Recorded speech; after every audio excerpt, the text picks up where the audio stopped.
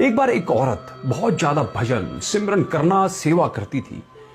किसी को कभी गलत ना बोलना, सबसे प्रेम से मिलकर रहना उसकी आदत बन चुकी थी। वो सिर्फ एक चीज से दुखी थी कि उसका पति उसको रोज किसी न किसी बात पर लड़ाई झगड़ा करता ही रहता था और मारता भी था।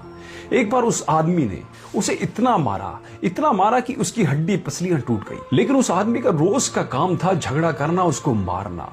उस औरत ने अपने गुरुदेव से निवेदन किया कि मेरे कौन सी कर्मों की ये भूल हो गई है मुझसे। मैं सत्संग भी जाती हूँ, सेवा भी बहुत करती हूँ, प्रभु का सिमरन भी आपके बताए अनुसार करती हूँ, लेकिन मेरा आदमी मुझे रोज मारता है, मैं क्या करूं? गुरुजी ने कहा, क्या वो तुझे रोटी देता है?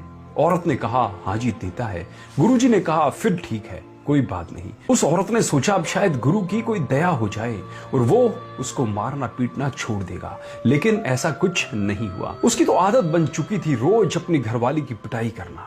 कुछ दिन और निकल गए। उसने फिर गुरुजी से कहा कि मेरा आदमी मुझे रोज पीटता है, मेरा कसूर क्या है? गुरुजी ने फिर कहा, क्या वो तुम्हें रोटी देता है? उस औरत ने कहा, हाँ जी देता है। तो गुरुजी ने कहा, फिर ठीक है, तुम अपने घर जाओ। वह औरत बहुत निराश हुई कि गुरुजी ने कहा ठीक है। वो औरत घर आ गई, लेकिन उसके पति का स्वभाव वैसे का वैसा ही रहा, रोज उससे लड़ाई झगड़ा करना। वो औरत बहुत तंग आ गई। वो औरत साल भर बाद फिर गुरुजी के पास गई कि वो मुझे अभी भी मारता है, मेरे हाथ की हड्डी उसने तोड़ दी, मेरा कसूर क्या है? मैं सेवा भी करती हूँ, सिमरन भी करती हूँ, फिर मेरा कसूर क्या है? आखिर फिर भी मुझे जिंदगी में सुख क्यों नहीं मिल रहा है? गुरुजी महाराज ने फिर कहा, वो तुझे रोटी तो देता है ना?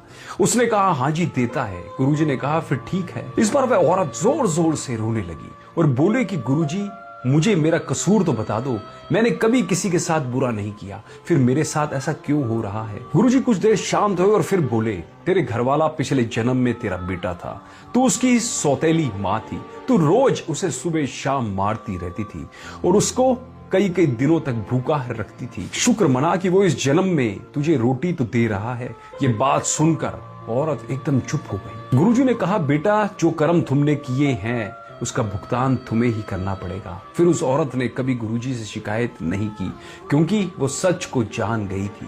इसलिए हमें भी किसी का बुरा कभी भी नहीं करना चाहिए, सबसे प्रेम प्यार के साथ रहना चाहिए। हमारी जिंदगी में जो कुछ भी हो रहा है सब हमारे कर्मों का लेखा जोखा है, जिसका हिसाब किताब एक ना एक दिन हमें देना ही पड़ेगा।